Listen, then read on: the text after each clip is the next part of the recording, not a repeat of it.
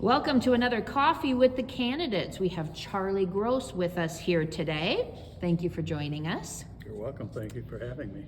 I also want to mention that Election Day is Tuesday, April 11th at the City Hall Gym or North Fire Station number 2, and those hours are from 7 a.m. to 7 p.m. And if you are interested in absentee voting, that does start Monday, March 27th.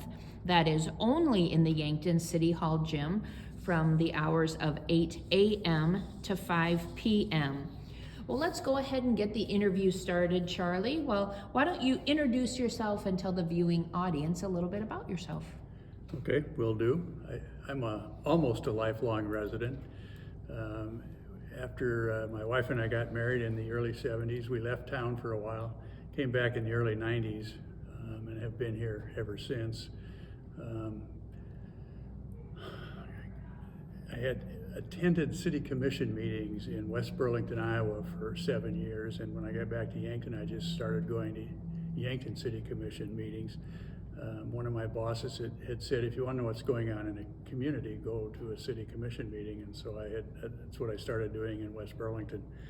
A year later, I ran for office and was elected the first time, so I've been on the city commission for 24 and a half years. I will say that not many people attend city commission meetings, so I'm guessing you would highly encourage people to do that. I know today a lot of people watch them online. I did not like long distance meetings or Zoom meetings because I don't think you get a full flavor of what's going on. You don't get a full flavor of the discussion.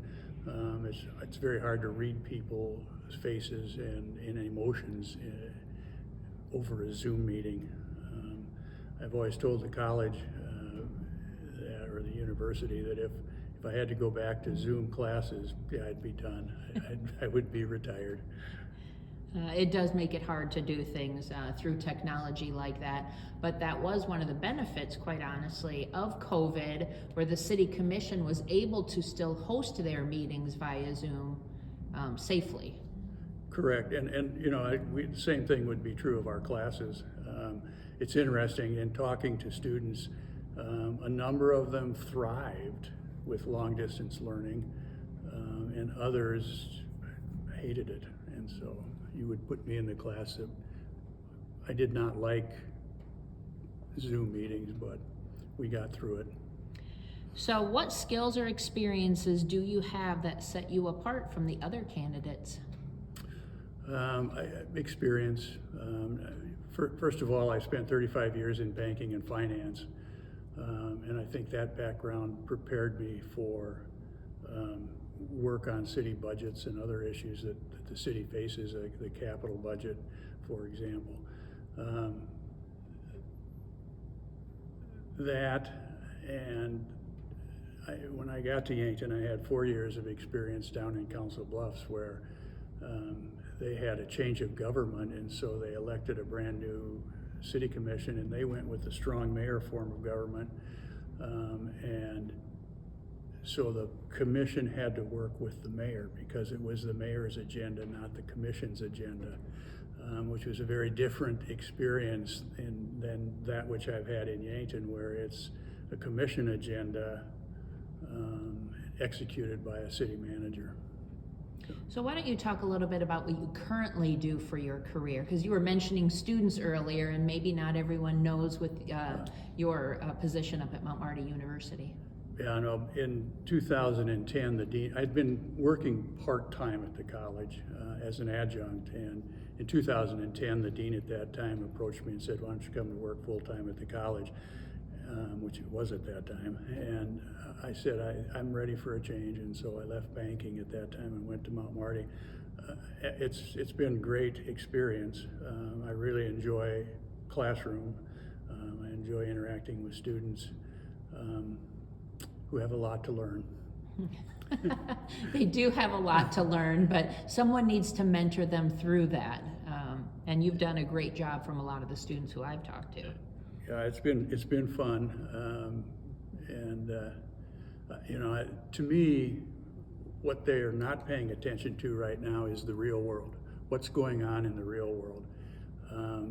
They're so tied up in their sports or athletics, in their classroom work, in dating, in whatever else their life consists of, that they forget they need to be paying attention. When I interview prospects for the university, one of the stories I tell them is you need to figure out a way to make yourself different from every other person that gets a degree in business administration.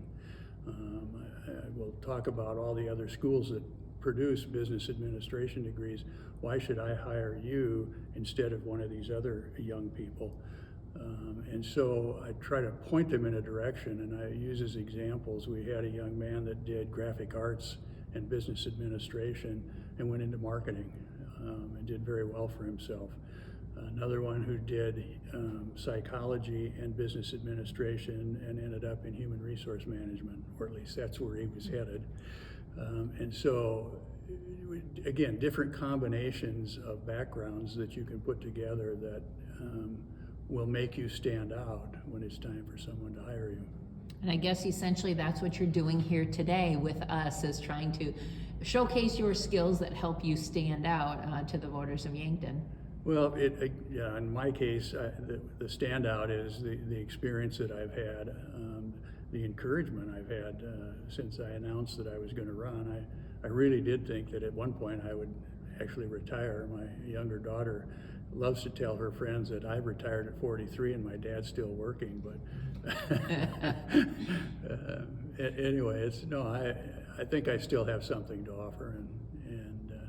So when you mentioned that you had previously served on the commission, how many years have you served here in Yankton? 24 and a half years.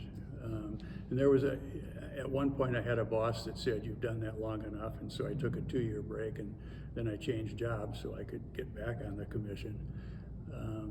And I really thought a few years ago I'd done this long enough, and except that I continued to go to meetings, and so I've been sitting in the back room, sometimes with you. Mm-hmm. Yes. And I'm going, where is everybody? Because we would have staff people and very few citizens, and unless someone had an item on the agenda, seldom do people go to commission meetings. And having done it since I first started in 1979, which is a few years ago. Again, if you want to understand the pulse of the community, get involved in city government. So what are the most important components of being a city commissioner? Well, first of all, you have to have an ability to listen to the community, listen to people in the community. And I kept, for all those years, I kept my landline so that people could find me. And it was interesting. At one point in time, we did a memorandum of support for production agriculture. And I probably got 35 phone calls on that one resolution. And so it's one of those, being available to people to me is very important. And I try to get out enough that people have a chance. I'm at the fry pan for coffee in the morning, and students don't vote. Most of them live away from here, so they're not registered in Yankton. So politics at the college, or now the university, is different. They might know what's going on in their hometowns, but usually that's not an issue for them yet. It will be. Mm-hmm. So, in your opinion, what's the biggest challenge the city may encounter in the next 3 years? Without a doubt, it'll be balancing the budget. In the face of inflation that we haven't seen since the 70s. I graduated from college in 1969, and so I started work in 70, and that was a period of much higher inflation than we've seen in the last 20 years. And all of a sudden, here it is back, and I'm going, I didn't like this the first time I lived through it. The government at that time, Nixon, did a wage freeze for 2 years. You couldn't have a wage increase, and that was his way of trying to control inflation.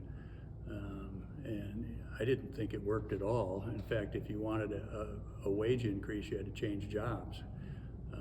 And so I'm like, wow. I am a student of macroeconomics, and so it's also one of the courses I teach. And you know, the Fed doesn't have a lot of good choices at this point. I think it needs to continue raising interest rates, which of course is not good for the housing market. It's not good for people that need to borrow money. It's not good for businesses, but that's one of the few arrows in their quiver they have left with which to fight inflation. And so they're going to have to continue doing that. I think, in fact, a month ago they only raised 0.25%, and I think the minute the January, February data came out, it was going, oops, we probably should have done another 0.5%. Inflation's not transitory, and consequently, this is going to take a year, 2 or 3. And the fear, of course, is that as the Fed raises rates, it's going to push us into a recession, which I can't believe hasn't happened already, as we've gotten up into 5 and 6% interest rate ranges. But demand is still strong. People are still spending money, which also means consumer debt is at all-time highs. Congress is, in my opinion, irresponsible in their deficit spending. In macroeconomics, we call that modern monetary theory, which holds that debt doesn't matter. Debt matters. And if I learn nothing from banking, debt matters. And so we've got to straighten out Congress, first of all. And we have to be careful at the local level. I find it interesting, local governments, state governments balance their budgets, and the federal government doesn't think it needs to do that. Yeah, so I'm going to skip ahead to another question since we're talking about budgets. So locally, how do we balance needs versus wants? That's the job of 9 commissioners, with input from the public. But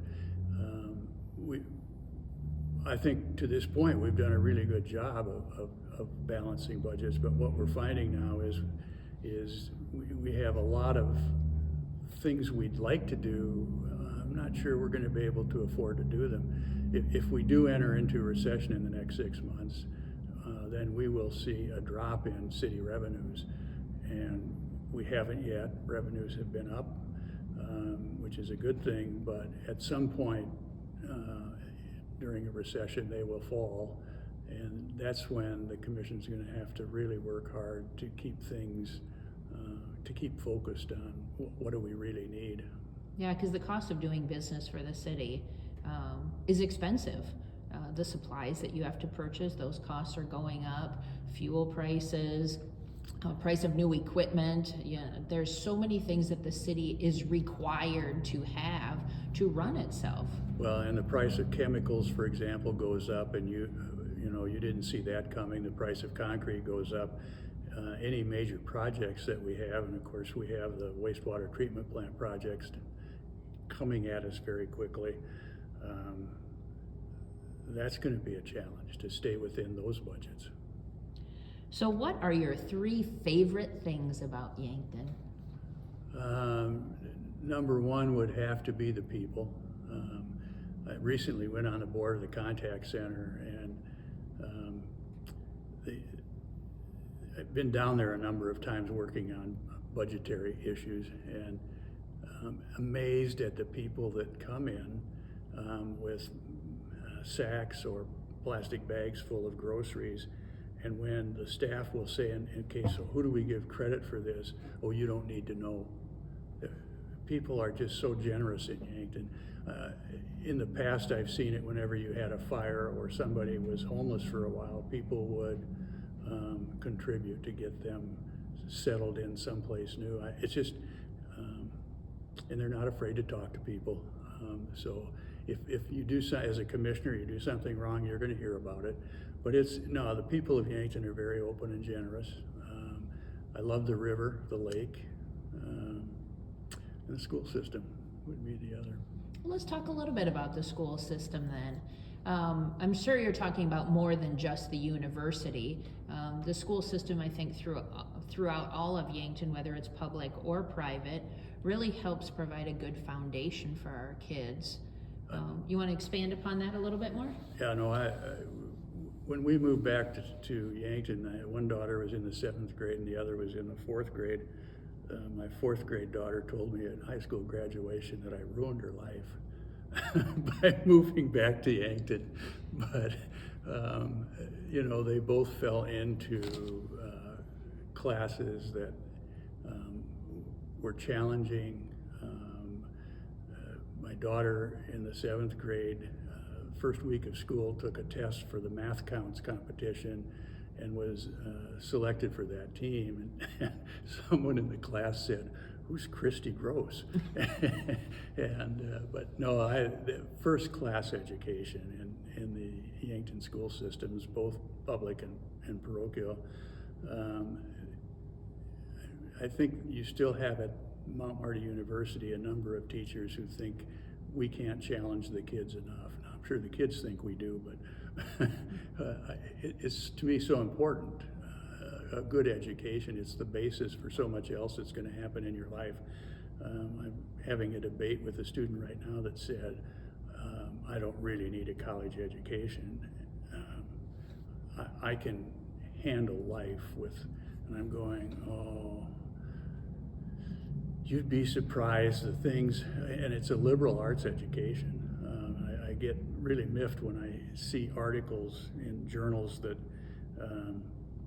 colleges are dropping some of their liberal arts classes because there's no interest in them. I'm going, the well-rounded individual is so needed in society today that we have to continue pushing for that, and I'm sure Mount Marty will long after I'm gone.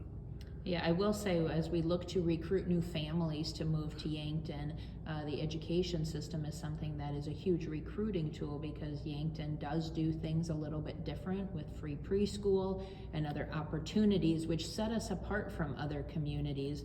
And as a city commissioner, I'm sure those partnerships that we have within the community, not just with the school system, but with a lot of entities, really help create a strong community that people want to live in. Yeah, without a doubt. I worked on the opt-out committee for the school district. I was up talking to the superintendent. He said, "Would you serve?" I said, "Certainly," because again, education is such a needed foundation for all people that it was more than willing. And of course, the people passed that opt-out, which was more reasonable than a couple that were tried earlier. But no, again, Yankton people are very supportive of the things they think we need, and I think the statistics on preschool are staggering in terms of bringing people without the background of. I grew up half a block from the library, and the old library, and so it was air conditioned and my house wasn't, so I'd go hang out at the library and read, and I'd just start on a row of books, and that was an opportunity that not a lot of kids had. So there have been several hot topics since COVID where groups have become fired up on a specific topic. How do you communicate with constituents and try to understand what the majority supports rather than sometimes a very vocal minority? It's interesting. Back in the early 90s, Peter Drucker, who was the management guru of the 80s and 90s, wrote a book, one of his last, and in it he talked about the tyranny of the minority, which it was a new concept at that time. But anybody in politics understands that a vocal minority can have a real influence on outcomes. And so I think as a politician, you have to be a little leery of a vocal minority. At the same time, you have to listen to everybody. I mean, it's really a two-edged sword. If I'm listening to everybody, I will get input from the minority. Yeah, one of the reasons this question came up for me is we were having a blizzard at the time here in Yankton, and I was seeing a lot of things on Facebook about people who were unhappy with how our streets were getting plowed. And so it really brought to my attention the number of people who might be unsatisfied or dissatisfied with something, but there's thousands of people who are very happy with the services provided, but never take the time to reach out and say, Charlie, thank you for making sure our streets got plowed. Charlie, thank you for all these things. So it really helped bring to my attention that there's a few people who can be upset about something, but then there's thousands of people in our community who are ambivalent about it or appreciate it, but just don't express it. Yeah, one of the first snowfalls, I made it to coffee. I made it to the office, which hadn't been plowed. And then I thought, you better get home or you're not going to make it home. So our street crews do an outstanding job. I mean, they hit the street in the middle of the night. I think it does depend where you live, which neighborhood in which you live. If you're on a main route, a Douglas, a Burley, a Mulberry, you're going to get plowed before some of the side streets. But I think our crews did an outstanding job in getting to different parts of the city. I didn't have any trouble getting really any place. I got stuck in my driveway where the plow had gone through it and left a pile of snow that I couldn't quite get through, but that's what a shovel's for, Charlie. Yeah, I'm sure you are not alone in that scenario as well. So do you have anything you want to include in this interview today that was not a part of a previously asked question? I really don't. I think, again, anybody running for the city commission has to be willing to talk to people. It's so important to find out, A, what's going on in town, and whether you do that through group meetings such as Thrive or even church. I mean, you can get into conversations at churches about what's going on, or education, or sports activity. I mean, it's Yankton just does a good job of providing lots of activities for people. And it's one of those that when you get into needs and wants, do we really need to have as many as we do? It's interesting watching the Parks Department expand its roster of activities, which it has done over the last 15 years, over the last 10 years, and it becomes it starts out as a want and becomes a need. And I think that to me is interesting to just watch that dynamic take place. But they were talking last night, I was at the Summit Activities Center committee meeting, and the Saturday in the park. Do you really need to get kids into Memorial Park? And the theory was, well, if they see the pool or the aquatic center, that will encourage people to then go to the aquatic center. And it's, not having, my kids are gone, my grandkids are out of state, but it's when they visit, we have to go to the aquatic center. It's just lots of things going on in Yankton. Yes, it's great that there's lots of things for all the age groups going on in Yankton. And as you were answering that, I recognize I missed one of the questions for you. So I want to give you the opportunity to answer that about how you're able to reconcile your personal job responsibilities and commitments with those responsibilities that you have as an elected city commissioner. I've never had a problem doing that. Although I suppose my employer would say, Charlie, you spend too much time on the city. I actually had one tell me that, but to me that was so important. At this point now I'm part-time employee, and so I do have time to do other things. Well, thank you for your commitment to Yankton all these years. Thank you for trying to educate our young people and get them involved in government as well, and understanding their role in a community, which we hopefully will be Yankton for them, but wherever they end up, they will be able to take that vision with them. So once again, Election Day, Tuesday, April 11th, and absentee voting starts Monday, March 27th. Charlie, thank you for joining us today. Thank you for having me.